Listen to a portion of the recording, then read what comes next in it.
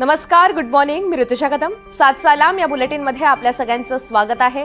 राज्यासह देश विदेशातील घडामोडींचा वेगवान स्वरूपात आढावा घेणार आहोत आणि काही महत्त्वाचे अपडेट सविस्तर पाहणार आहोत. मात्र त्यापूर्वी एक नजर हेडलाईन्सवर. मुंबई महापालिका निवडणुकीत बहुमत मिळाल्यानंतर शिवसेना भाजप नेत्यांची आज सत्ता स्थापनेबाबत महत्त्वाची बैठक. राहुल शेवाळे, अमित साटम, शीतल म्हात्रे यांच्या उपस्थितीत होणार बैठक. मतांशी प्रतारणा करून कुठलाही वेगळा निर्णय घेणार नाही. मुंबई महापालिकेमध्ये महायुतीचाच महापौर होणार. जिथे युतीमध्ये लढलो तिथेही महायुतीचा महापौर बसणार. उपमुख्यमंत्री एकनाथ शिंदे यांच्याकडून स्पष्ट. मनसेच्या गटनेतेपदी यशवंत किल्लेदार यांची निवड. मनसेच्या नगरसेवकांच्या गटाची आज बेलापुरामधील विभागीय कार्यालयामध्ये होणार नोंदणी. राज्यातील सर्व भागांसाठी वैविध्यपूर्ण क्षेत्रात गुंतवणूक येणार.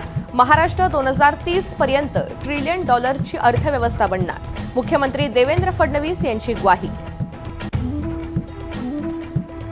तपोवनमधील प्रस्तावित वृक्षतोडी प्रकरणी राष्ट्रीय हरित लवादाचा महापालिकेला दणका. तपोवनमधील वृक्षतोडीला 20 फेब्रुवारीपर्यंत स्थगिती.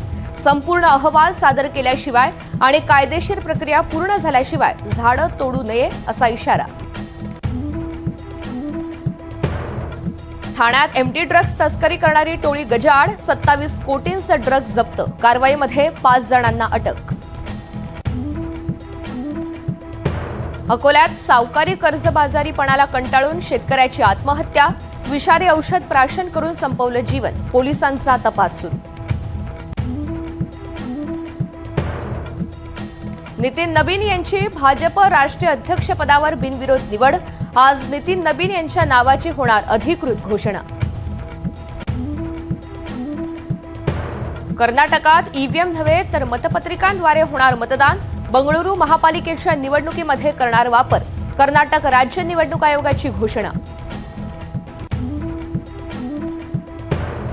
ट्रम्प यांच्या एका निर्णयामुळे क्रिप्टो मार्केट कोसळलं. बिटकॉइन 3.6% घसरून $92,000 खाली. इथर आणि सोनाला सारख्या प्रमुख टोकन्सच्या किमतीतही मोठी घसरण.